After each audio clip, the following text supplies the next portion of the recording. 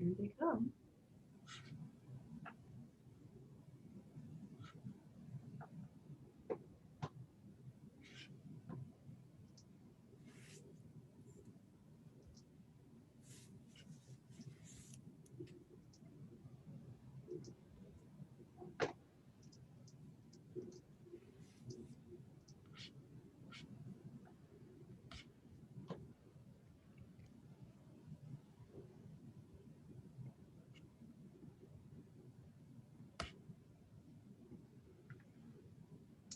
Welcome, everybody. I'm going to wait just a minute to get started and introduce our speaker for today.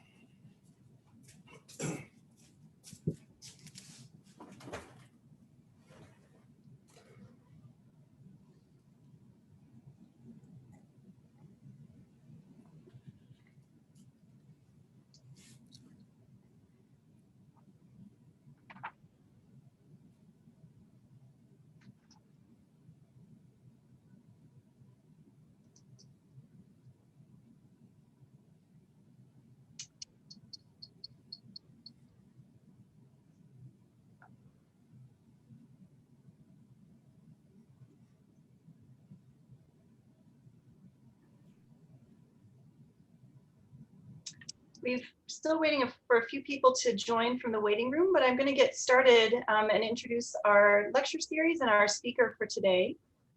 This is, of course, as you know, the Boston University Archaeology Program lecture series, and we are absolutely thrilled to see such a large audience for our talk today. My name is Catherine West. I'm in the Department of Anthropology and the Archaeology Program, and my co-host today is Dr. Mary Clark, who's also in the Archaeology Program here at BU. And I am truly delighted to introduce Dr. Michael Blakey, who is today's speaker. Dr. Blakey is at the College of William and Mary, where he is the National Endowment for the Humanities Professor of Anthropology, Africana Studies, and American Studies. And he's also the founding director of the Institute for Historical Biology. And among his many posts, he was the scientific director of the New York African Burial Ground Project, which features prominently in the article that accompanies the talk today, which of course became a US national monument in 2007. And today he's here to talk to us about archaeology under the blinding light of race. This is his most recent article published in Current Anthropology in 2020. And you will, in a moment, find a copy of that article, a PDF of that article in the chat. Mary will post that for all of you. If you have not had a chance to look at it, you can skim through as he's giving his remarks. And because there are so many participants today, normally we would have you raise your hands, but instead we'll ask you to put your questions in the chat, and Mary will curate those questions as we go and help that drive the discussion. So with no further ado, welcome Dr. Blakey, and thank you so much for joining us. Well, thank you, Dr. West. It's a pleasure to join Boston University's archaeology lecture series. I'm assuming that everyone has read the article, and so I won't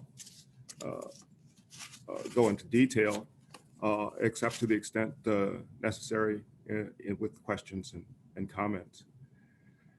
In this time of COVID, things are tough, but one can be thankful that the technology allows us to continue our anthropological conversation, which I extend back to Olaudah Equiano, followed by Frederick Douglass in the West, beginning what a recent scholar, Savannah Shange, has called abolitionist ethnography, autoethnography, attempting to understand our world towards an end to its inequities.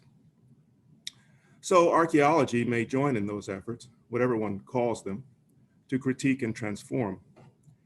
In my recent piece, Archaeology Under the Blinding Light of Race, I pursue the matter of the problem of racism, its solutions, and its solutions impediments manifest in archaeology. I first define racism historically because proper, convenient, or improper convenient or ignorant definitions of racism have been major impediments to its revelation and solution. I then proceed to describe processes in anthropological history that wrestled for and against the ideology of white supremacy and whites' consequential privileges or their grudging relinquishment. I focus on a prominent project enmeshed in that social and intellectual struggle at New York's African burial ground, an 18th century cemetery for 15,000 enslaved Africans. There, a professional process was honed from African American activist scholarship and the ethical demands of indigenous peoples for the establishment of plural rights to democratic participation in the construction of their pasts. African American and Native public engagement is anti-racism when they are empowered. As we have moved forward, one sees the wrestling match of anthropological words and deeds continue in an age of post-racial racism, Haney Lopez calls it. After the Second Reconstruction of 1968 to 1980, well into the backlash, when whites construct anti-racism as racism, that is, affirmative action, discussions of racism were identified as racism, in order to hold closed the doors of others' opportunity, now as though whites stand on a mythical level playing field on the high ground of anti-racism. What a farce. Taking the long view, however, this is what we have seen since the beginning with the 15th century innovation of African slavery as Christian charity to dry Zarura's tears. Ironically, Africans and Native Americans were never in need of Europeans.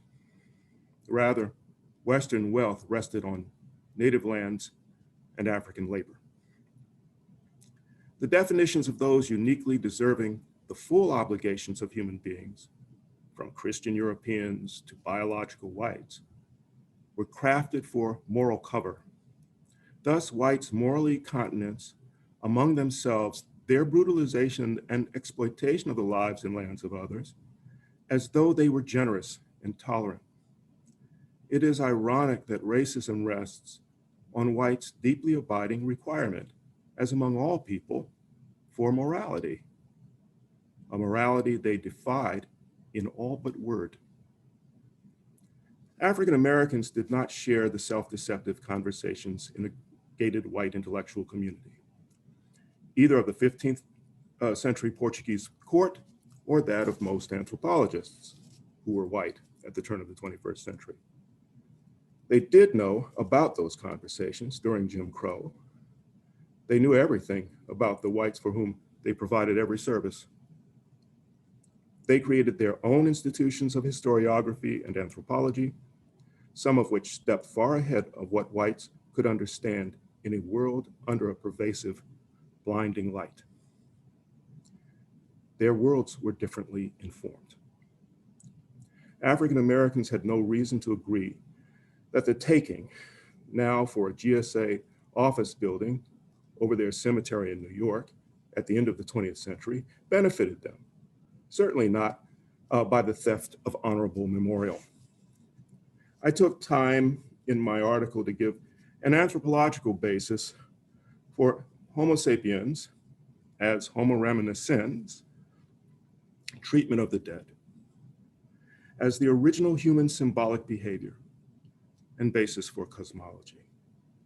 Memorialization is no less the definition of humanity than technology, language, and the use of fire, though it emerges with our species.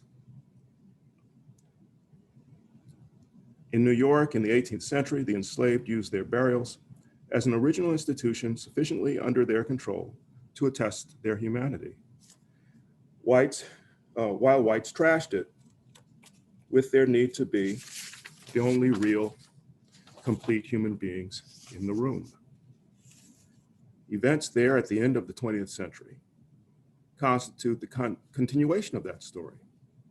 Now, racist anthropology, rather than the Eurocentric church, is involved in the telling of the story of what and who is truly human. My colleagues in New York and elsewhere sought to objectify the people, buried and alive, by race measurements and the construction of a culturally ignorant archaeological context initially. Our Howard University team moved in on the wave of descendant community politics, reorganized the site with them, and prevailed sufficiently to erect a US national monument and to complete the most sophisticated bioarchaeological study yet conducted. It's online at the National Park Service site. I invite you to read it. Subsequently, as throughout the days of the project, contesting forces came into play. African Americans' embrace of the history with which they were empowered came against the often insidious expressions of white entitlement, fragility, and containment of Blacks and their scholarship, either because it was succeeding or because they would not believe it could succeed.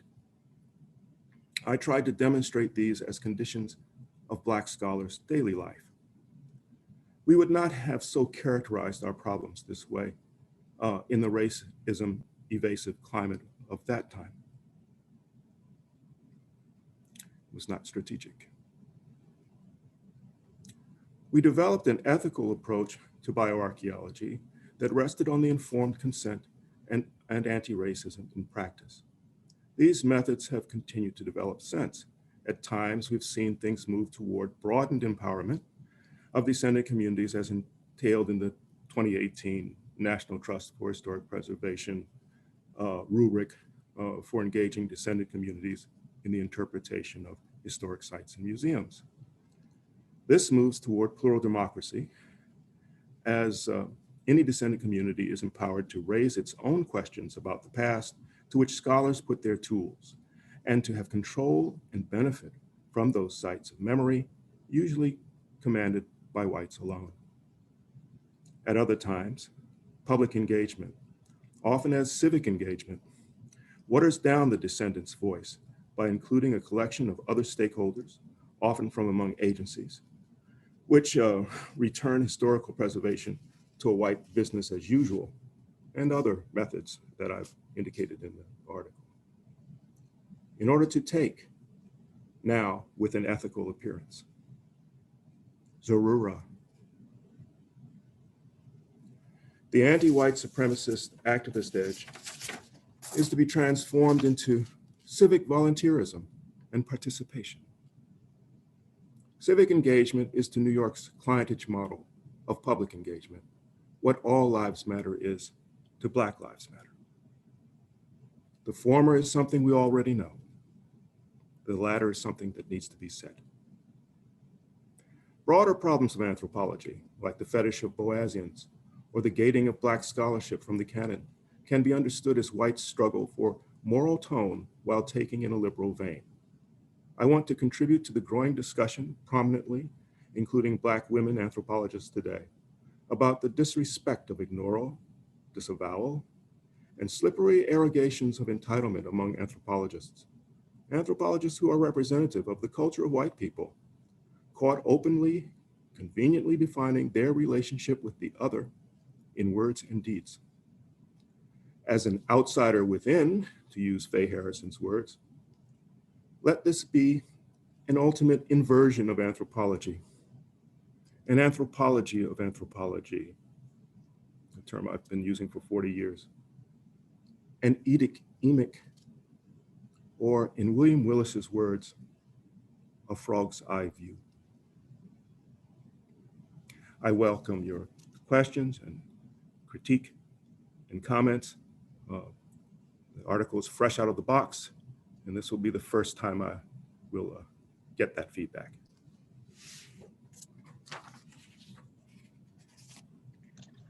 Let me go ahead and just give a quick round of applause. Thank you so much. That was so lovely to hear a summary of what is a truly monumental piece of scholarship. So first of all, thank you for sharing that with us and putting in all of the considerable labor in getting it out into the world so that we can all engage with it. So thank you for that. I would like to kind of get us started with questions. And so Dr. West has a question that I'll get us going with. And then if you guys want to add any additional questions into chat, I'll be adding those in and curating them so that we can kind of get everything going. Also, Dr. Blakey, I have been adding into chat a couple of documents and links to things that sort of support what you've been calling attention to. So we'll try to keep that going as well. All right. If I could just, I want to just respond by saying, of course, no one does anything alone. And I appreciate the Wintergren Foundation and its current leadership that has begun to do a number of things that come to the other, as it were, around the world to help them achieve their anthropologies. And Deborah Mack and Ibrahima Chow, who edited that special issue, are thanked. But all of this is also, I suppose, possible because of the emerging political climate we're in now, which has, of course, a long history. Absolutely. Absolutely. So the first question I have for you is from Dr. Catherine West. She asks, you described this a bit in the article, but for those people who aren't as familiar with the New York African American or African Burial Ground Project, can you describe in more detail what your model of public engagement is and how it contrasts with, as you say in the article, the false engagements, feigning tokenism, and the old public archaeology that, as you just say now, may have been done in a culturally ignorant cultural context? Right. So I'm going to describe the African Burial Ground Project and its clientage model to sort of understand also the archaeological competitors at the time. But the competitors with the clientage model really emerged later. So the African Burial Ground is an 18th century cemetery. It was very controversial during its rediscovery in 1991, straight through really to the last years of the 1990s, as contract archaeologists were involved and a forensic anthropology team was involved. Essentially, their research design was, out of its 13 pages, it had something like 3 pages devoted to the skeletal remains, and this is a bioarchaeological site. It's a cemetery, more importantly to many, a sacred space. Their study was to be of race, and their forte was determining race by 2 or 3 measurements of the hip, and the study of the trash that local industries during the 18th century had thrown on the site. Because that's what they knew and cared about. So the community knew and cared about African and African American history, and as their own history. When I say the community, I'm talking about the descendant community, and fought for that site, from City Hall to the U.S. Congress, and won the right to rebury the remains. But we entered the process, our Howard University team, as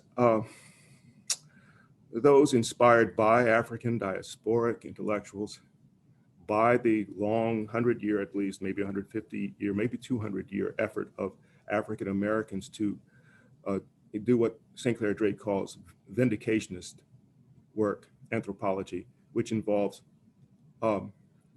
filling the gaps, filling the omissions, and correcting the distortions of the past that have been created out of a Eurocentric scholarship that made history political in their favor, and therefore to turn it, not just to look for more knowledge, but to work towards knowledge that is effective in humanizing the African diasporic history.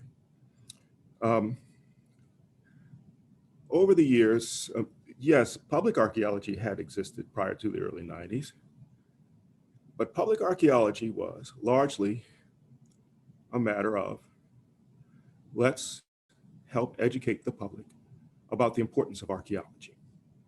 Bring them to our sites, let them excavate, maybe have some lectures, teach them the importance of protecting these sites. They belong to everyone. But in fact, they belong to the practitioners of archaeology and their preservation bureaucracies.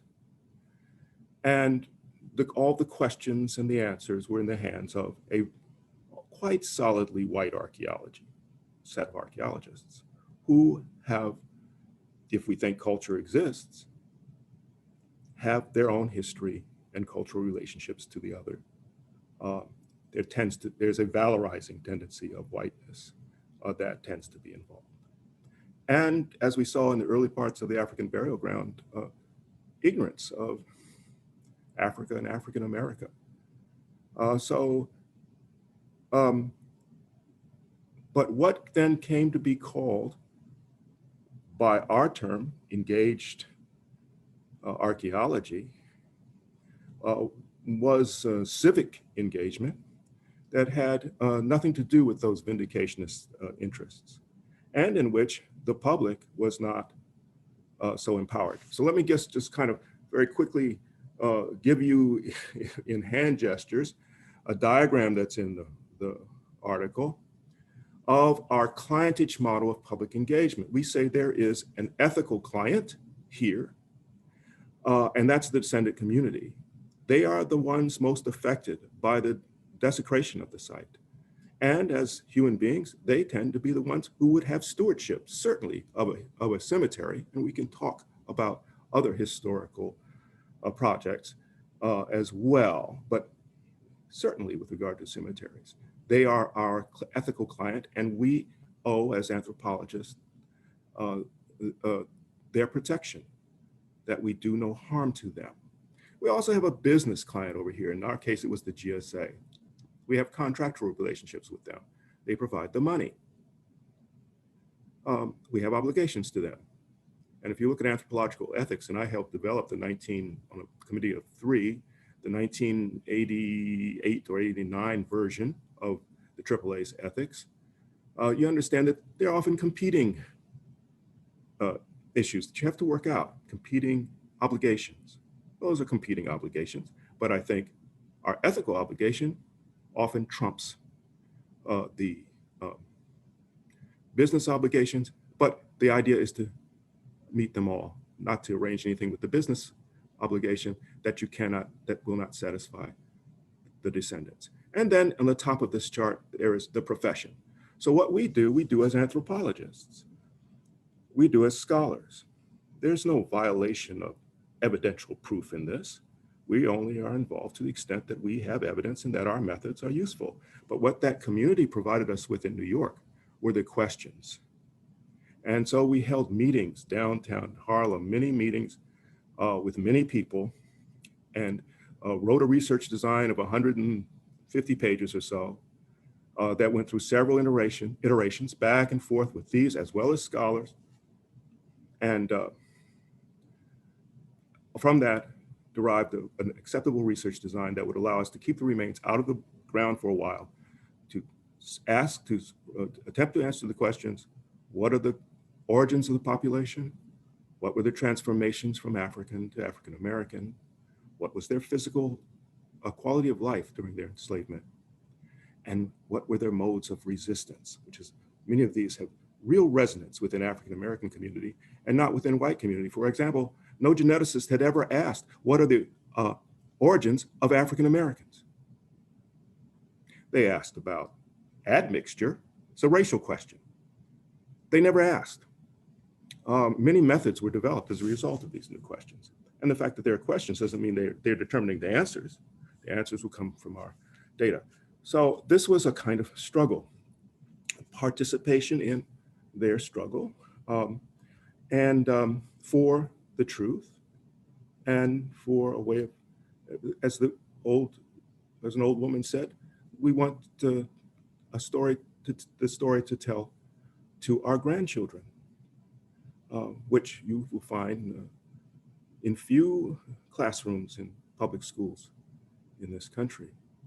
What it became, for example, as civic engagement was an attempt to, oh, and then finally, and that community has had the go, no go say.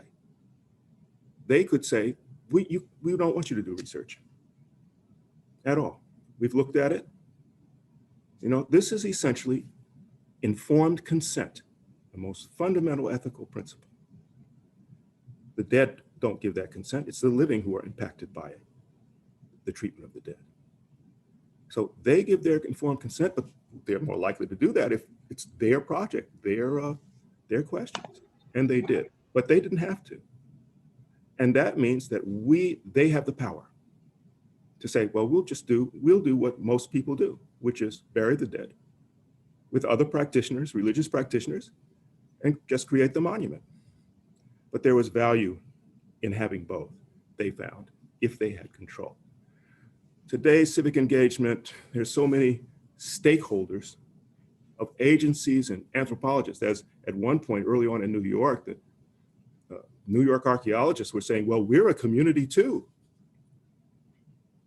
and sought to have at least equal rights to the descendant community.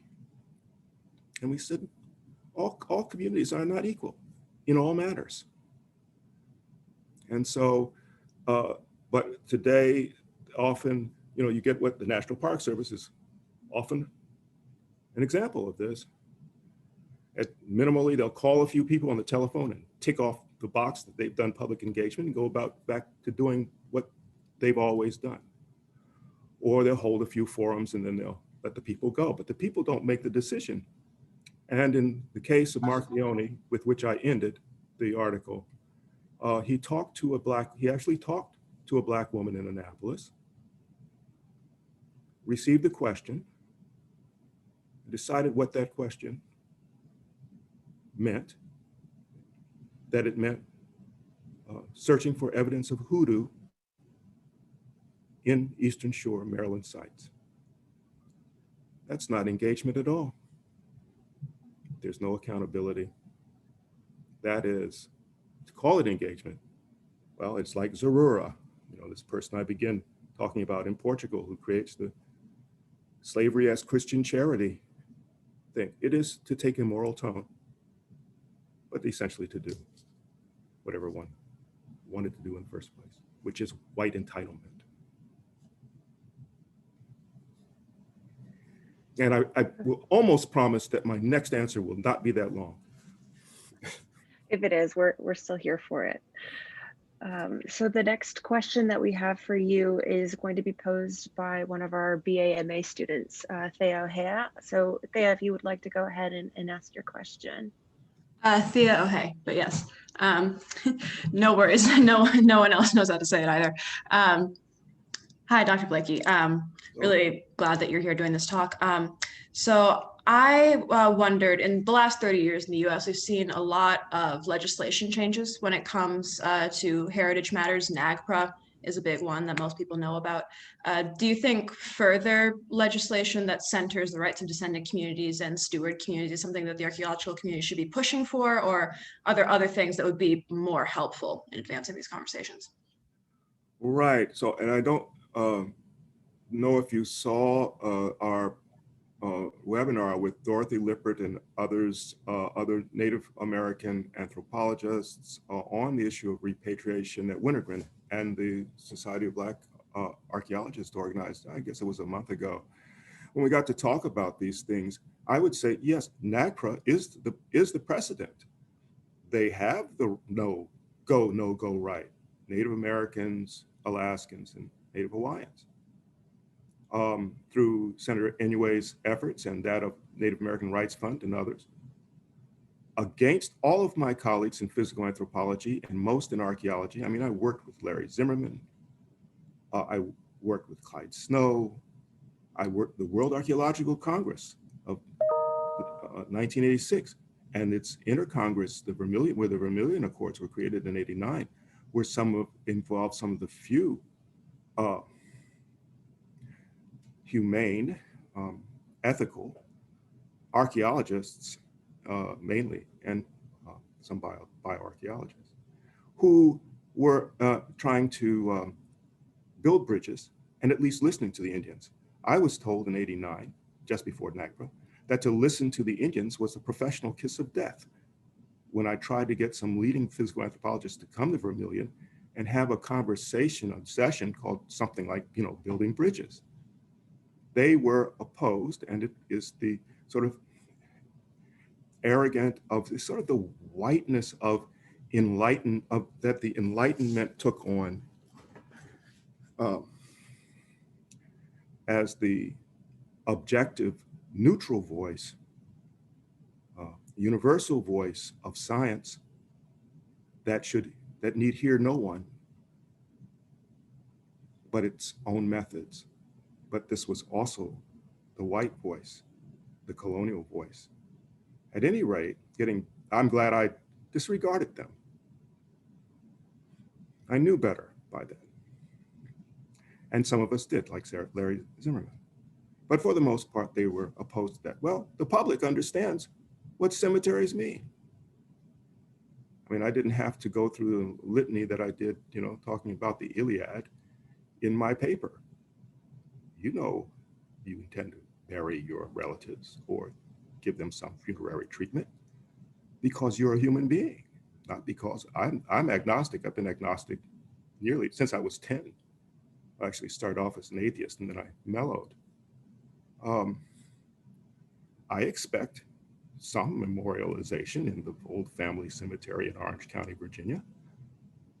So Anyways Committee gave those rights to Native Americans.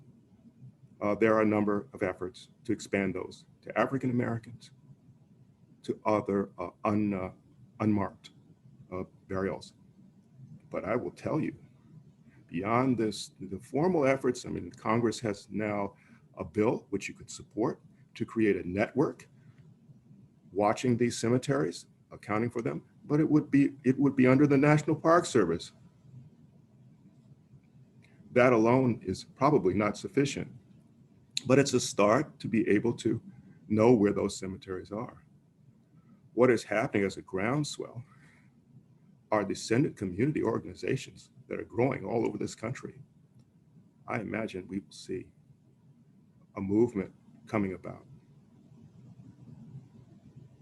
of African Americans primarily. Thank you so much. I'm just pulling up information on that bill that you just mentioned, and I'm adding it in. If you guys are wanting to track the status of that bill, where it's at, this link should be able to help you see where it is in the process. Yes, it was presented about a year ago, but then it's just has sat there. Yeah. So the next question that we have is actually by one of our guests today, Robin. Robin, I actually don't see your last name, but if you'd like to pose it directly, feel free to jump in here. Otherwise, I can go ahead and read it for you. Hello. I'm in South Africa. I found the talk online and I thank you so much for hosting the talk. I didn't have a chance to read the paper, so I'm sorry about that. And I'm in Cape Town and we have a burial ground, the Plessie Street burial ground, and I just wanted to know if Professor Blakey heard about it. It's a colonial burial ground that was also built over when the other former burial grounds were removed, and it was discovered in 2003 during development, and it was quite a large burial ground. There were 2,500 individuals. I don't know if you've heard about it, so I don't want to go through the whole spiel. I'm not sure it's that one, but I know there has been at least one cemetery in Cape Town. It's a cemetery in which a number of East Africans, maybe Malagash, are buried as well in the trade. Yes, so there were 2,500 individuals. It was quite a big burial ground, and it was very contested, and the descendant community contested the exhumation, and then they prevented research from occurring on the human remains. And they often talk about the New York burial ground as an example of something that they'd like to see, the process, and a lot of the contestation has to do with with the process of exhumation, who was doing the exhumation, who controls intellectual, the production of historical knowledge in Cape Town, all of the issues that you sort of talk about. And so there's a lot of similarity between the two. And there is what you're saying about being human, for the descendant community, it is about their humanity and about dignity and the sanctity of their ancestors, even though they don't know who those people are, and they don't have any direct descent or evidence of direct descent. They identify with those human remains.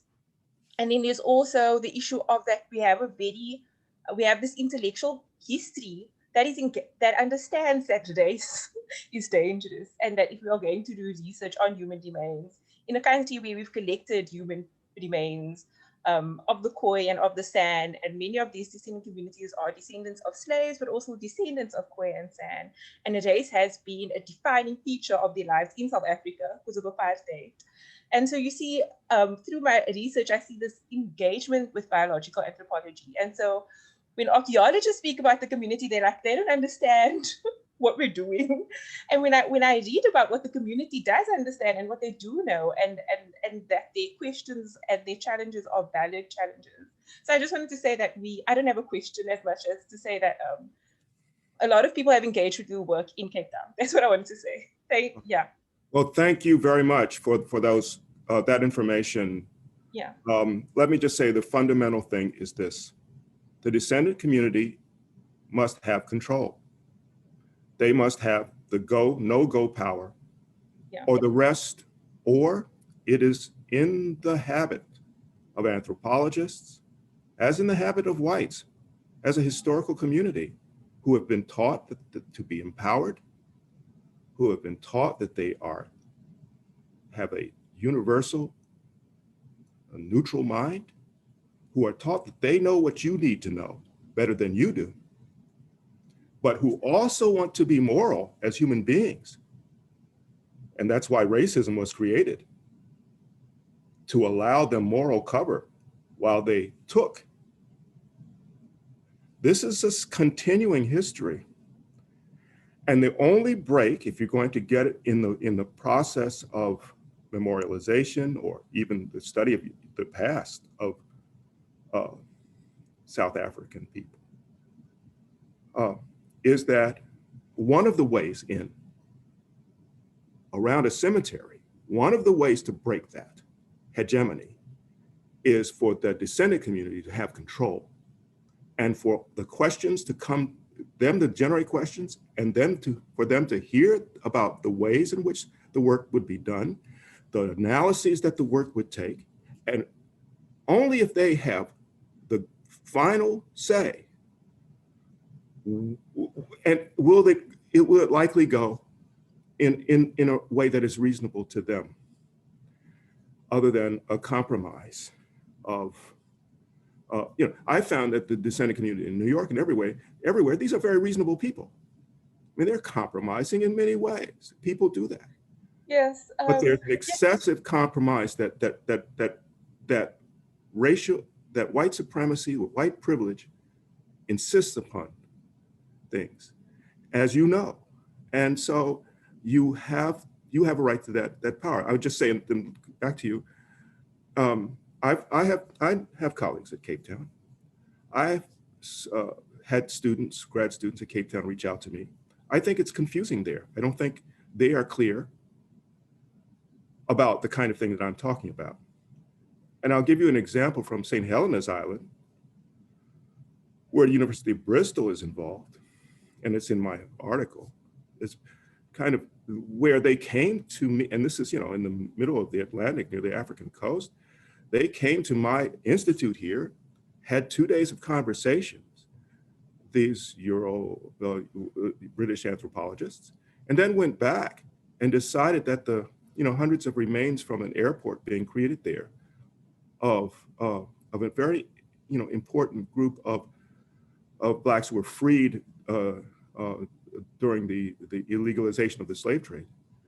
It just, with an island with a population that's grown from them and others, they just decided there's no real descendant community here. we'll just send the samples out to our colleagues. Other colleagues of mine, I feel sorry for them in Denmark, who were good people, but now they've got these tainted samples because ethical guidelines, they just decided not. They just had some justification for not empowering the community that was there. So it's not straightforward, but except that there needs to be, if you want to win, you have to fight. And what you need to win is control.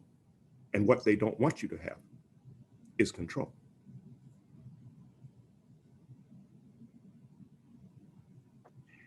Thank you so much for that response. So Elizabeth Digunji, I have you up next. Did you want to pose your question directly? Yeah, sure. Hi, Dr. Blakey. Good afternoon. Dr. Blakey, good afternoon, everybody. So you mentioned the current political climate, and I'm wondering, based on pieces such as yours, things that others such as Rachel Watkins has written and Faye Harrison about, in general, in anthropology, the scholarship of Black voices just being disregarded, ignored. In my graduate program, for example, I don't think I was taught once about Cobb. I didn't know who he was until I already had a PhD, which is insane, right? That scholarship was just not considered worthy of the other scholarship that we were reading. So I'm wondering, do you see, given just the current political climate and the events, contemporary events, do you see the tide turning with that? Or do you think that the tide might be about to turn, with anthropology in general kind of having a reckoning, a sea change, with driving anthropology to critically examine why we've excluded Black voices, and that it's time for us to sit down and do something about it? Yes, well, I hope everyone would take a look at the piece by Beliso de Jesus and Pierre in American Anthropologist. It makes clear the tokenism at most of African American scholarship in the canon. But this is nothing new. There was a recent discussion about, and now there's something coming out by me next month in Anthropology Now on this. African Americans and other, as Faye Harrison calls them, eccentric scholars, non-Eurocentric scholars around the world, have always had trouble not only getting into the canon, but being heard. And one of the things you see is, you take Cobb, and Cobb had 1,100 publications. He outperformed just about everyone in anthropology. I recently got a comment. I'm not supposed to know who it is, but I know he's one of the leading bioanthropologists, one of the most progressive bioanthropologists, who was writing about how no physical anthropologists supported civil rights. And I can say that physical anthropology, the mainstream of American physical anthropology, supported slavery and Jim Crow and did not support civil rights. That's what anthropology grew up on. We could talk about the Boasian equivocation, I call it. It's equivocal anti-racism too. But I wrote them to him and he understood. I said, yeah, but the one you didn't write about was president of the NAACP and of the American Association of Physical Anthropologists, who was writing about race and racism and medicine and health and Jim Crow and so forth. And he said, oh, this is a leading senior anthropologist. I said, I realize I never read anything about him. And yet Leslie Rankin Hill in my article is in the flagship journal, American Anthropologist. And his colleagues saw his work. Once I had an opportunity to inform the person, George Armelikos, who was to introduce him for an award. And I got the feedback I got back as I went around getting information as a graduate student from some leading figures in the field at Michigan was that his work was just fluff. Well, here he was, not a real human being in the room, and he wrote about silly stuff like racism and the devastation of the biology, the health of people because of racial segregation. You can go back to Antonin Femin, marvelous, Haiti, in 1885, maybe 60 years ahead of his time. You should read Frederick Douglass, who is really the origin of, well, he is, if you don't use, as I said, Equiano, Douglass originates the nature-nurture argument with the first polygenicists, the first physical anthropologist in America, when in the year the book Types of Mankind is published, and his pamphlet becomes anti-slavery. And Cobb's work is anti-racism, like Firmin, like Du Bois, like lately Leith Mullings, and many others, like the African burial ground. There are many of our colleagues. When I have white students who are involved in the African burial ground, recently one went to the physical anthropology meetings and was harassed for being with us, as they were throughout the project, because we were also not only Black-led, but the most racially diverse project out there. Nobody else could find them. We could find everybody who wanted a good mission, but they were, at times, our white colleagues, accused of something like, well, you know the words, of disloyalty. That's the real America in anthropology. So yes, now there is a resurgence, and good. There are always these breaches that the progressive people take advantage of. Read Apthecker's work on revolutions, on rebellions, slave rebellions. They would take when there's the French and the British are fighting, they will use that breach to get half-free status. There was, much was accomplished. The War of Independence allowed slavery to be abolished in the North. And then it set back in with cotton. The Civil War ended slavery in the South, but then within 12 years, it was reinstituted with Jim Crow. World War II created an anti-fascist movement, but mostly about marginalized European ethnics, Italians and Jews. The civil rights movement had to carry that forward, as did the anti-colonial movement. We got to a second Reconstruction with the Great Society programs in 1968. And by 1980, and Reagan, that was shut down behind this evasive racism that Haney Lopez calls post-racial racism. So my real question that you have inspired in me is, how long can we sustain this? And when will whites listen?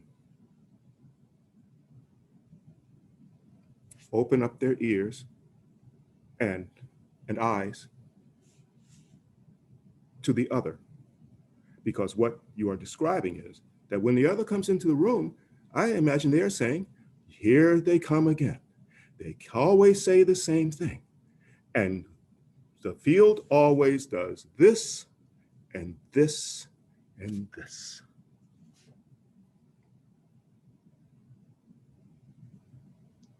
I mean, I think the next questions that we have are going to be right on this exact point. And, I think we've got enough time for one more question.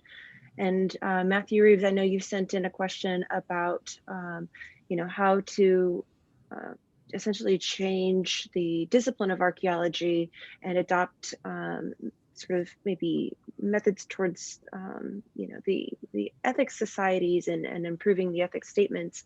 And Melissa Hurtado, I know you've got some questions about the future of the field, particularly as a young scholar and essentially trying to make the discipline something that you want to be a part of.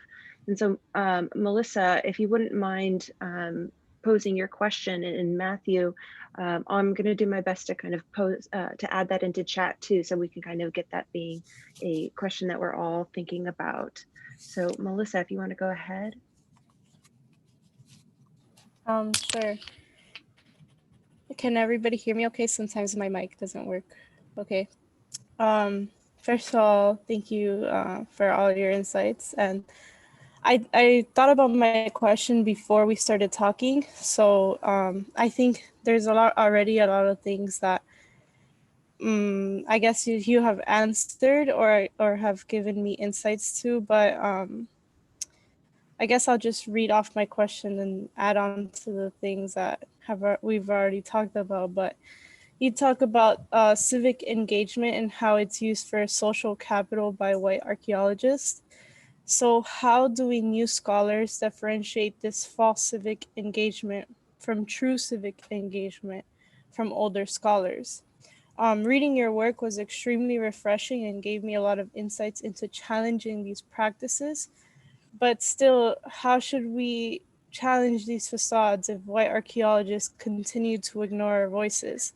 And you just talked about this, like the field, like you said, does this, this, and this, and it'll probably continue to do that.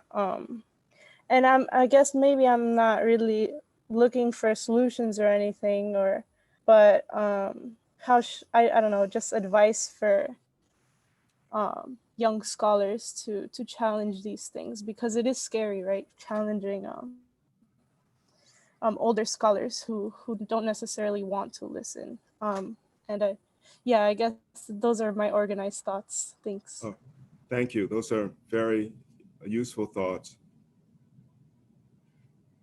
Throughout my career, and I actually started at 15 years of age, working under Don Ortner on an independent research at the Smithsonian, and as the youngest and only Black member of the Maryland Archaeological Society in the late 60s. So I've been around this for a while, but I developed an agenda throughout. I read the history of the field for a critique to understand what is really going on here. And I always felt that what I should do in choosing a project is something that I enjoy, something that I'm particularly good at, and something that might be helpful to other people. I'm amazed at how many colleagues do not ask that third question of their work. Might be helpful to other people. So I think you should develop your own agenda. We are civil as scholars, but we should tell the truth. I used to have this methodology in graduate school. I would not assert so much my opposition to somebody's, as senior scholars, sometimes idiotic point of view. I would ask a question. If you ask the right question, they will trap themselves. You must practice fencing, the swordsmanship of it all, and then the chess game of the long view.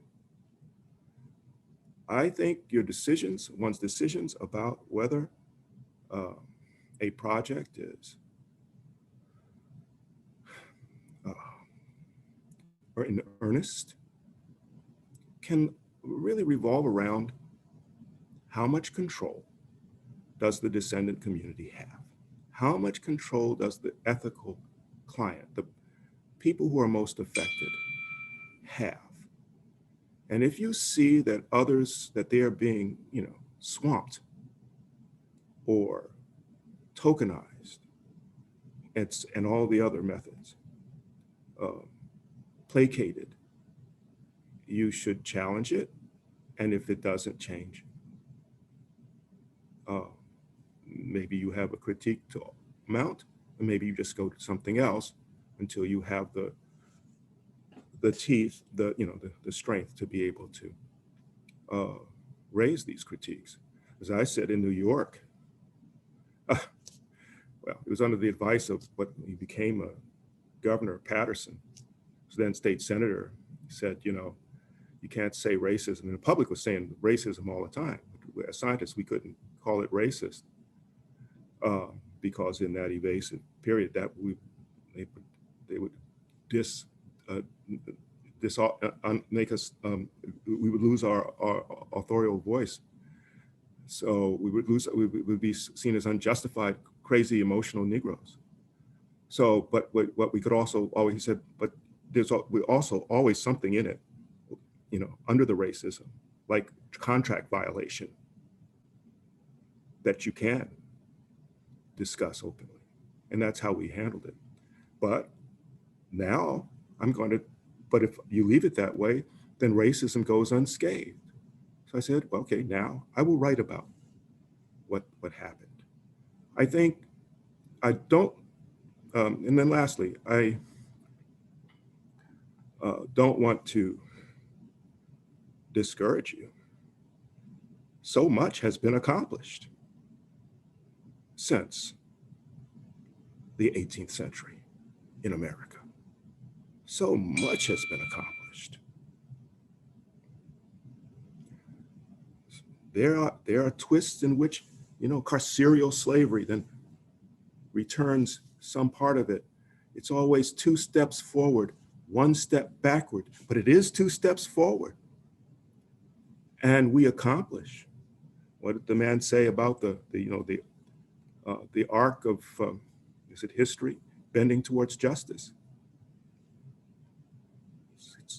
It's not a smooth curve by any means, but I don't think we have anything better to do than to push for a better world. And the world is with, in its erratic way, I think getting better. Thank you. Thank you.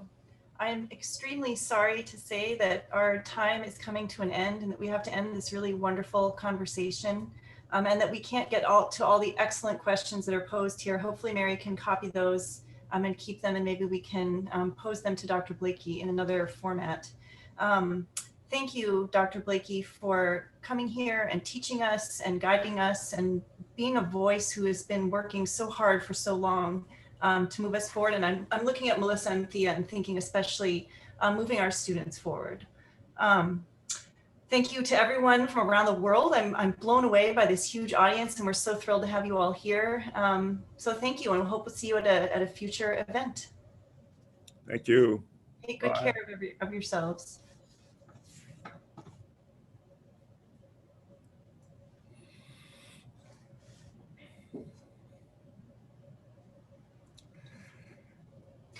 Thanks, Catherine. Thank you so much. Mary. Take care. You too. I hope to talk to you again. Indeed.